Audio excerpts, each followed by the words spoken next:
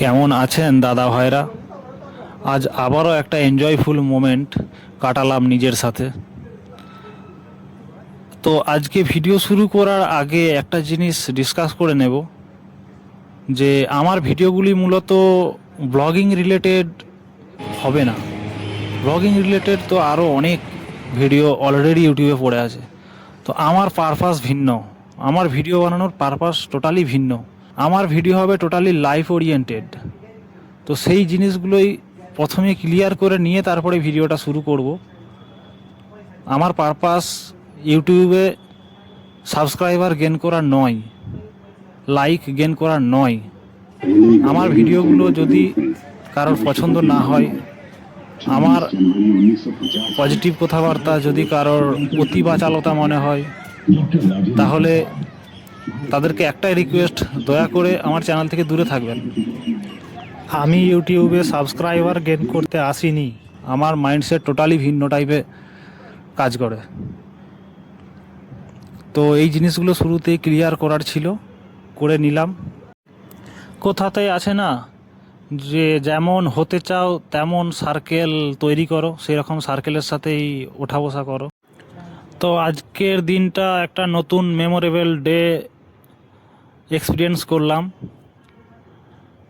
আর লাইফের যেই পারপাসটা আজকের ভিডিওতে আলোচনা করব, সেটা ভিডিও দেখতে দেখতেই বুঝতে পারবে। অ্যাকচুয়ালি লাইফটা নদীর জলের গতিপথের মতো এগিয়ে যায় একটু একটু করে, তুমি পারবে না থামিয়ে রাখতে। তোমার মাইন্ডসেট যদি পজিটিভ থাকে, এখানে তোমার লাইফ কিন্তু পজিটিভ দিকে এগোবে। লাইফ কিন্তু এক ধাপ করে এগিয়ে যাচ্ছে ঘড়ির সেকেন্ডের কাঁটাটির সাথে সাথে। আর এখানে তোমার মাইন্ডসেট প্রতি সেকেন্ডে তুমি কেমন রাখবে, সেই মাইন্ডসেটের উপরে নির্ভর করছে তোমার লাইফ পজিটিভ দিকে এগিয়ে যাবে নাকি নেগেটিভ দিকে এগিয়ে যাবে। এগিয়ে তো যাবেই, পিছিয়ে আসার কোনো উপায় নেই। তো যেই মুহূর্তে যখন যেই ডিসিশান নেবে, সেই ডিসিশানের উপর নির্ভর করেই তোমার ভবিষ্যৎ তৈরি হবে। তোমার ভবিষ্যৎ মানেই হলো তোমার ভাগ্য, ভাগ্যটাই হলো ভবিষ্যৎ। যেটাকে ভাগ্যের দোহাই দিয়ে অনেক সময় আমরা করি, আমিও করেছি একটা সময়। নিজের দোষের রেসপন্সিবিলিটি আমরা নিতে চাই না, সেই কারণে আমরা ঘুরে ফিরে ভাগ্যের উপর সব কিছু চাপিয়ে দিয়ে নিজেরা দোষমুক্ত হতে চাই। যেটা অ্যাকচুয়ালি বোঝানোর আমার উদ্দেশ্য সেটা হলো, এই এত এনজয়ফুল মোমেন্ট এগুলো লাইফে আসতো না যদি একটা সময় আমি রাতের ঘুম স্যাক্রিফাইস না করতাম, যদি একটা সময় আমি সমস্ত হই হুল্লোড় আনন্দগুলো স্যাক্রিফাইস করতাম কিছুটা সময়ের জন্য, যদি ওগুলো যদি না করতাম, তো আজকের এই এনজয়ফুল মোমেন্টগুলো কোনো দিন আমার লাইফে আসতো না। সারা জীবন আমি ভাগ্যের উপর দোষারোপ করতে করতেই রয়ে যেতাম, আর ওই গণ্ডির মধ্যে আটকে পড়ে থাকতো। আজকের এই এনজয়ফুল মোমেন্টগুলো উপভোগ করতে পারছি, তার কারণ কোনো এক সময় স্যাক্রিফাইস করেছিলাম। একদিন তোমরাও রিলেট করতে পারবে আমার কথাগুলোর সাথে, তোমরা নিজেদের লাইফকে। তার জন্য নিজের স্ট্রং পারপাসের উপর দাঁতে দাঁত চেপে লড়াইটা এখন করে যাও। বাস্তব অনুভূতি বোঝাতে চাইছি, যেটা অনেকেই হয়তো বোঝেও নজর আন্দাজ হয়ে চলে যায়, চোখের নজর এড়িয়ে চলে যায়। চোখ বলতে জ্ঞান চক্ষুর কথা বলছি, যে কোনটা ঠিক কোনটা ভুল। এক সময় আমারও নজর এড়িয়ে চলে গিয়েছিল। এই সূক্ষ্ম সূক্ষ্ম বিষয়গুলোর উপর নজর দেওয়ার পরেই লাইফটা কিন্তু একটু একটু করে ঘুরতে শুরু হয়েছিল তারপরেই। আর বিষয়টা হলো, সফলতা মানে শুধুমাত্র আমি যেটা চাইছি সেটা পেয়ে যাওয়াই সফলতা হিসাবে গণ্য করব, বাকি সেটা যদি না পাই তাহলে ব্যর্থতা, এমনটা নয়।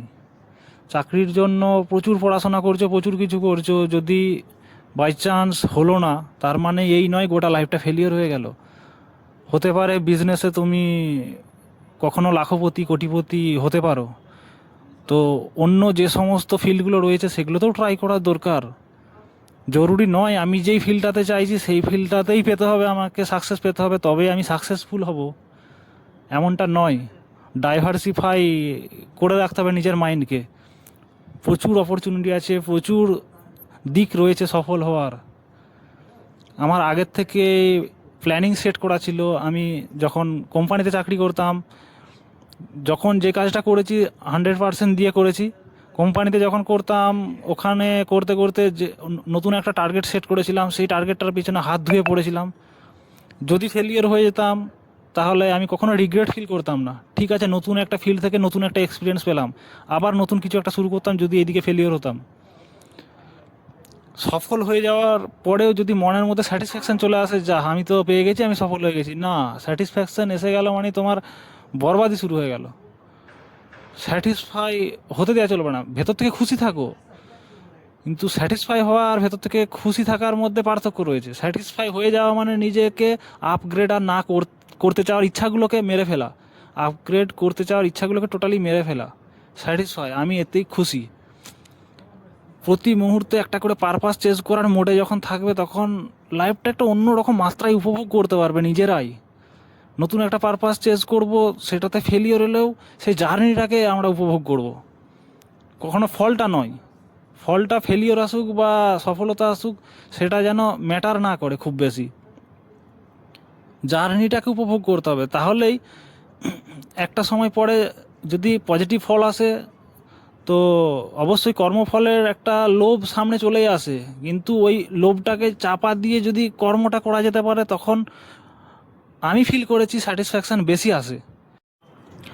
যখন কর্মফলের লোভ নিয়ে আমরা কোনো কর্ম করি, সেই সময় একমাত্র আমাদেরকে খুশি দিতে পারে ওই কর্মটাতে সফল হলে। যদি ব্যর্থতা চলে আসে, তো এতটাই ডিমোটিভেশন চলে আসে যে নেক্সট কোনো বড় অপরচুনিটি সামনে এলেও আমরা সেটা আর ধরতে পারি না। সেই পজিটিভিটিটা থাকেই না মনের ভেতর, আর নতুন কিছু শুরু করার উদ্যোগটাই টোটালি ভেতর থেকে মরে যায়, যে এত বড় একটা ট্রাই করলাম তারপরে হাতছাড়া হয়ে গেল। কিন্তু জার্নিটা আমরা যদি উপভোগ করি, ফলটার প্রতি টোটালি যদি আসক্ত না হয়ে গিয়ে যদি উপভোগ করি, তো প্রতিটা ছোট ছোট ছোট ছোট আমাদের ভুলগুলো কিন্তু সামনে আসবে। হয় নেক্সট টাইম যখন প্রিপারেশান আবার করতে যাব, সেই সমস্ত ভুলগুলোকে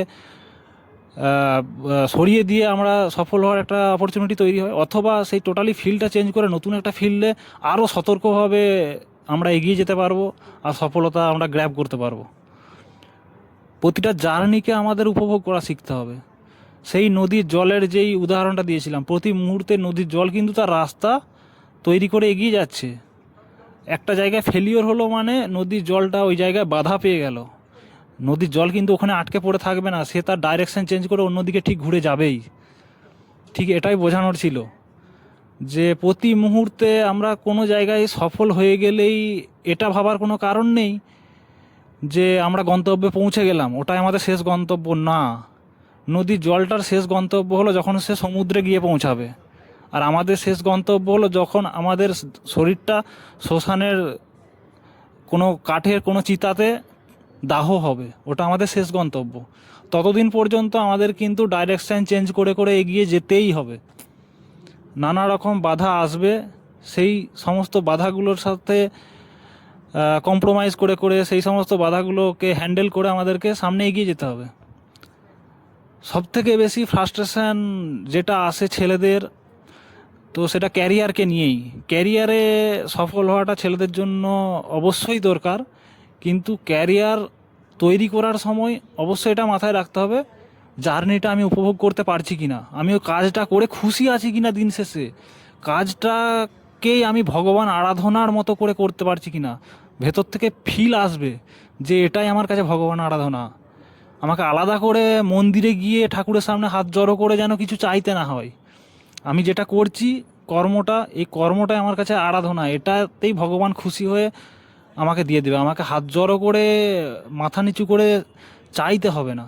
ভগবান ওটা ওটা চায় না যে তুমি আমার কাছে হাত জড়ো করে ভিখারির মতো কিছু চাও।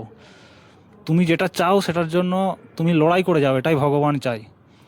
ভগবান তো দেওয়ার জন্য সবসময় রেডিই থাকেন, কিন্তু আমরা সেটা ছিনিয়ে নিতে পারি না, সেটা পাওয়ার জন্য যোগ্য করে তুলতে পারি না। কাউকে কোনো পাত্রে ভগবান 1 কোটি টাকা দেওয়ার আগে ভগবান অবশ্যই বাজিয়ে দেখে নেবেন ওই পাত্রটা মাটির নাকি স্টিলের। 1 কোটি টাকা ধারণ করার ক্ষমতা ওই পাত্রটার মধ্যে আদেও আছে কি না। তো সেই পরীক্ষাটার সময় ভগবানের সেই পরীক্ষাতেই যদি ফেল করে যাও, শুধু হাত জড়ো করে এই দাও ওই দাও চাইলেই তো লাইফে সব কিছু পাওয়া যায় না।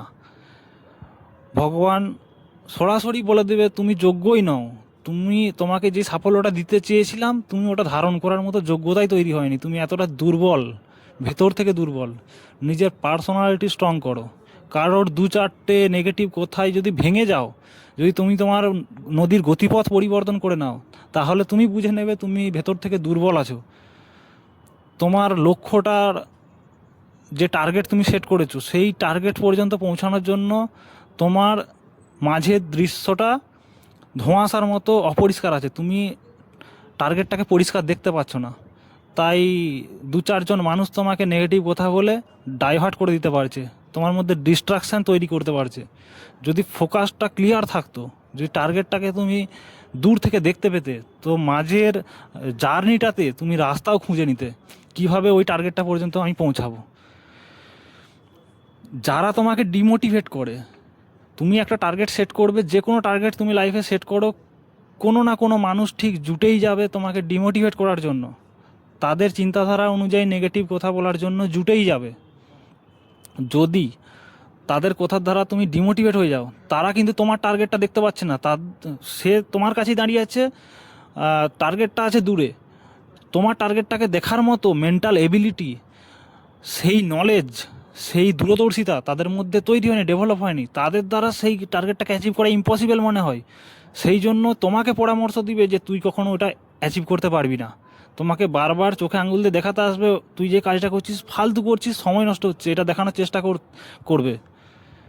কারণ তাদের কাছে ভিশনটা পরিষ্কারই নয়, তারা ওটা দেখতেই পাচ্ছে না। কিন্তু তুমি তোমার এলিজিবিলিটি দিয়ে তুমি দেখতে পাচ্ছ, হ্যাঁ এটা আমি অ্যাচিভ করতে পারবো। তুমি তোমার ডিগ্রি, তুমি তোমার নলেজ দ্বারা তুমি ওটা দেখতে পাচ্ছ যে এটা আমার পক্ষে অ্যাচিভ করা পসিবল, আমি আমার হার্ডওয়ার্ক দিয়ে পসিবল এটা অ্যাচিভ করা।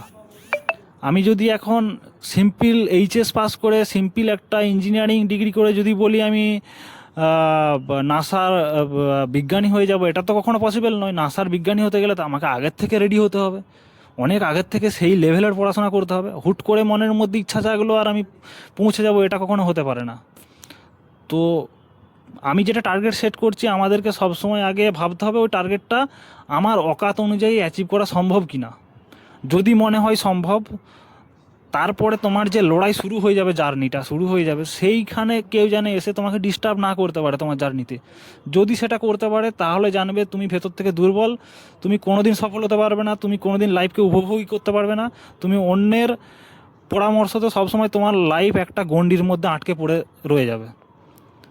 তুমি একটা কুয়ার ব্যাঙের মতো ওই কুয়ার মধ্যে আটকে পড়ে রয়ে যাবে। তুমি তোমার চিন্তাধারা দ্বারা তুমি তোমার লাইফকে লিড করতে পারবে না। তোমার লাইফ সবসময় অন্যের পরামর্শ দ্বারা, অন্যের থট প্রসেস দ্বারা চলতে থাকবে। এটা কখনোই করবে না। নিজের রেসপন্সিবিলিটি নাও, নিজের থট প্রসেসের রেসপন্সিবিলিটি নাও, নিজের কর্মের রেসপন্সিবিলিটি নাও। যেটা করছি সেটার যদি নেগেটিভ আউটকাম আসে সেটাও নিজে অ্যাকসেপ্ট করো, কখনো ভাগ্যের দিকে চাপ হবে না। সবসময় ভাববে আমি কোথাও না কোথাও ভুল করেছিলাম, সেই ভুলগুলো খোঁজো, কোন ভুলের কারণে আজকে আমার ফেলিওর আমাকে নিতে হলো।